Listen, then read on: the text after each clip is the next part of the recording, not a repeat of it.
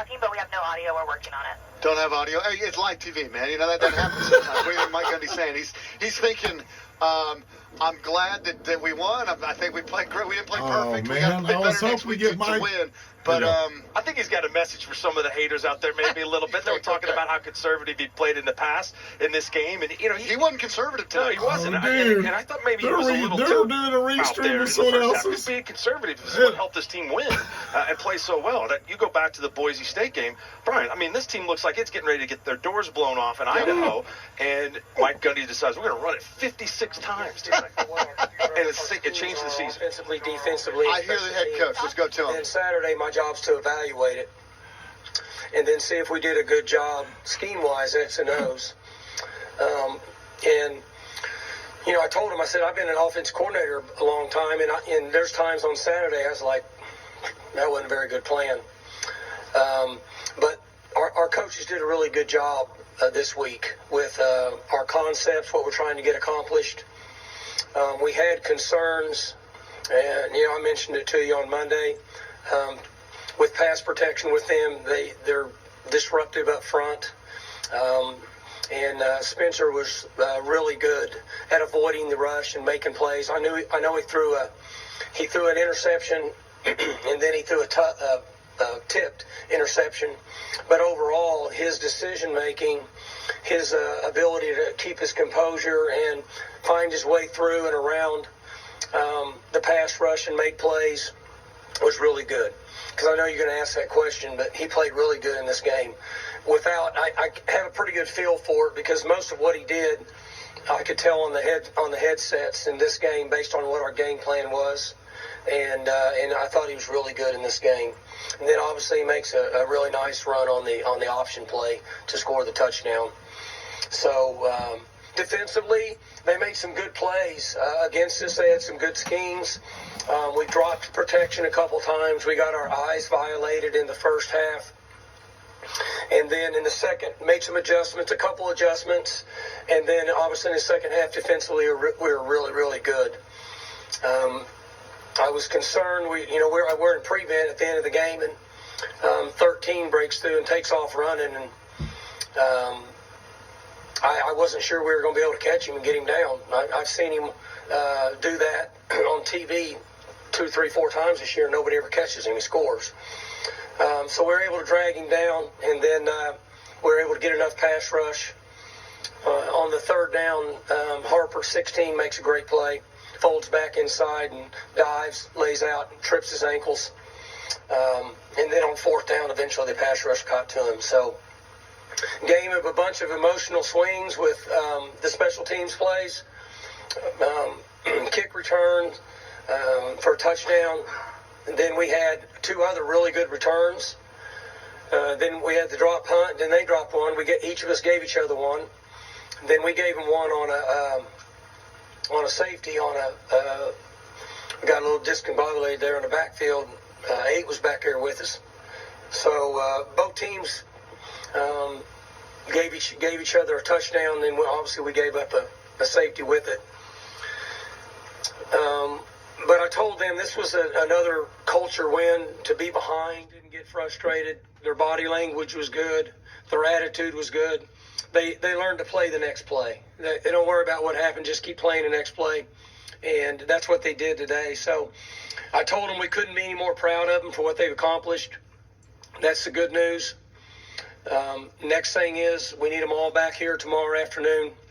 We're in a 1-week playoff again. I mean, you've kind of been in the playoffs for the last 3 or 4 weeks.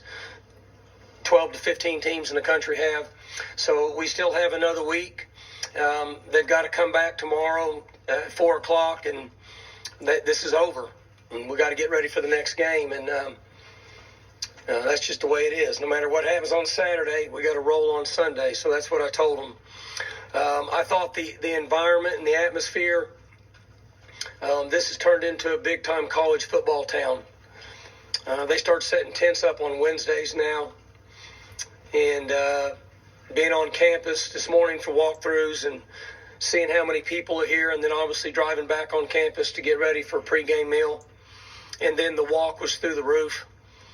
This is a big-time atmosphere now. So I couldn't be more proud of our administration and the plans. We had the pom-poms in the stands today. You know I'm a big pom-pom guy. I think that's big-time college football on TV. I'm sure it looked great. The crowd was fantastic. Had a few beer bottles that came out that I'm a little concerned with, and I love the crowd and everything, but I want us to be better than that. We have a good crowd. We got great people, and we don't need to throw anything on the field. And I want everybody there screaming, yelling, fighting, spitting, whatever. But we just don't want to throw things on the field. We want to be first class. Oklahoma State is first class. We want to stay first class. But some fighting and the spitting, noise, Mike? the support, the walk, fantastic. So very appreciative. As a former player, alum, graduate, and a coach, very appreciative of what the fans gave us today and tonight. Mike, your defense was playing great in the third quarter, but everything else was just disintegrating around you. How do you think you held it together where you're able to stay in the game playing as crazy as things went against you? So you guys cover them, obviously, just like you cover us. And they're, on most occasions, they're good in the first two quarters. Their first 18 to 25 plays, they're good. They know what they're doing. They're good at scheming. They come up with good ideas, and they have good players. I mean, the running back's a good player, the quarterback's a good player, 27's a good player, 18's a good player. All those wideouts are good players, and they're good at that. And they got to us. They got us in the first quarter and a half. And then we rallied around. We played, I mean, you guys would have to make that. We probably played the best game we've played against what you would say would be a really good opponent in the first half offensively. We played all year, right? So luckily we played really good offensively so we could go blow to blow and stay in the game. We go in at halftime and, 0-0 basically. So they made some adjustments. You would have to ask Coach Knowles the details of it, and it worked good in the second half. And we were able to stop the run. I know he broke the big run, but for the most part we were able to stop the run. And allowed us to play a little more zone coverage in the back end. How important was that? Because you had some one-on-one battles in the first half that didn't really go your way. No, they didn't. And their plan, I mean, I'm just outsider looking in, their plan was to throw the ball up and take those shots, and they hit them. And I mean, we all know this. It's one time it was 3rd and 12, and they hit the touch. We weren't even in press. And he threw it up there, and the kid went and made a play. And from a football standpoint, you say, okay, if they're just going to throw it up on 3rd and 12, you light your chances defensively because those are 27 to 20, 30% chance throws. So you say, okay, I like it. But they made those catches. One time they got 18 on us, had some length on us. They made plays. I mean, they're a good team. They're going to make plays. You've talked extensively about Malcolm and Devin together, but tonight they were really dynamic, especially that second half. What did you see anything different from them? Were they a little more dynamic than normal? They just play hard. I told the guys I don't even know what to say about them anymore. They, I just sit here. I'm just the head coach. I just enjoy the game, and really, I really enjoyed that game. It got a little tight there in the last 4 minutes, but other than that, it was a fun game to watch. And two good football teams going at it, but those guys have just been fantastic all year. And Malcolm's done it for 4 years, but for 16, it's pretty special. He comes back because he's been behind Amon for so many years, and this is his year. And he came back. He's worked hard. He's not said a word, never complained, and he's really grown into his own and had a good year. And he can run. I mean, he's going to get a chance. Somebody's going to bring him in camp and give him a chance, and couldn't be more proud of him. Do you give Brennan any rules when he's back there? If it goes so far in the end zone, can he not take it out? Just kind of, he seemed really aggressive on KOR. Yeah. Coach Waz coaches KOR and obviously does a great job. Their kicker has been. In the past, has been a guy that kicks it way out. But as of recent, over the last month or 5 games or something, he hasn't kicked it as far for whatever reason. Maybe he's tired or whatever, but his percentages he was at 67%. Okay? Years past, he's been way up there. So we felt like we could get returns. And I want to say in this game he gave him too deep, beyond too deep. I don't know how he knows that, but beyond too deep, he was supposed to keep it in. The one he brought back, well, where did he catch that? I couldn't see. Too deep? Yeah. Well, I'm glad he didn't give him one deep. Any rule about the punt return? Yeah, he shouldn't back up. His feet are at 8 yards. His heels are on 8 yards, and he never back up and catch. So those guys get caught up in the emotion of the game, and Brennan has made hundreds of plays in special teams over the last 5-6 years here in Bixby. And he's done it over and over and over, and so he's trying to make a play. He thinks he can change the game, and that's why we brought him here. That's why we signed him. But he's got to put his heels on the 8-yard line, and he's got to feel it. And when he starts to go back, he can't go back and make the catch. He's got to let it go. And so we talked about it. We corrected him. Told him we loved him on the sideline. Go make another play. It is what it is. But those are things that have been coached this year. But sometimes young kids just get caught up in the heat of the moment, try to make plays. So he learns from it, and we move forward. But that's not what we want him to do. Coach, so many of these Bedlam games and heck, a rivalry here the last week of the season, when something bad happens and another thing happens, it can snowball and just get out of hand. What was the difference tonight for your team to rebound the way they did? Well, the first thing is that, we have to be realistic.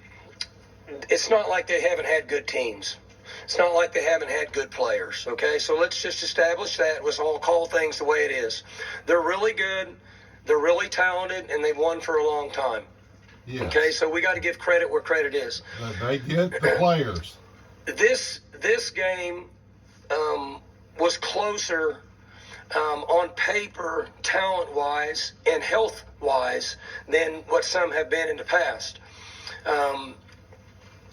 And so that's why you saw it just kind of go back and forth and back and forth. But to give you an answer of why we were able to kind of push through it tonight is because we have a bunch of veteran players. I mean, we've got a number of super seniors, and we've got quite a few guys on defense that have had a lot of reps in their career. So they don't get rattled. You know, like in the we were in a crucial situation there with about 5 minutes and 56 seconds, and we needed a first down to keep the clock running, to punch it down under 2.5 minutes to where they'd have to use their timeouts when we had to punt. And what happened? You remember what happened? What happened over here on the side? I'd be honest, I was walking down the field. You were walking? Anybody know what happened? 85 jumped off sides. What year is 85? Freshman. True freshman. I mean, he's playing at Norman High last year. Nothing against that Norman High, but I mean, this is a little different situation. So he jumps off sides. He didn't go to OU. He came to OSU. And backs us up. Now we're kind of in a jam. But we have so many veteran players on defense that are able to overcome and push through things to give you an answer. What a great send-off. Welcome backside, outside Boone Pickett Stadium here. Brian Keating, Mark Rogers. You had mentioned it at one time, Mark. OU had been the favorite in this thing, 45 out of the last 50. And Mike Gundy makes a point that the talent is much closer in this game than it has been in a long time. Yeah, I think it is. And the veteran defense that we've talked about, Spencer Sanders has played a lot of games. And I think, again, they found themselves this year early on. They developed an identity. And Jim and where OU hasn't really kind of developed an identity all year. They had a good plan, and Mike talked about that in the first half. Did some different things offensively. But this Oklahoma State team played with a lot of confidence. They won a bunch of football games. I think they're going to win some more. We're going back inside the Cowboy locker room in just a second. We will hear from Lincoln Riley. We'll go inside the Oklahoma locker room as well. Stay with us on the Oklahoma. I don't know if I want to put Lincoln Riley up. We're going to the SEC, right? And good riddance, Gooners. We'll see you. And Cowboys, keep them pistols firing.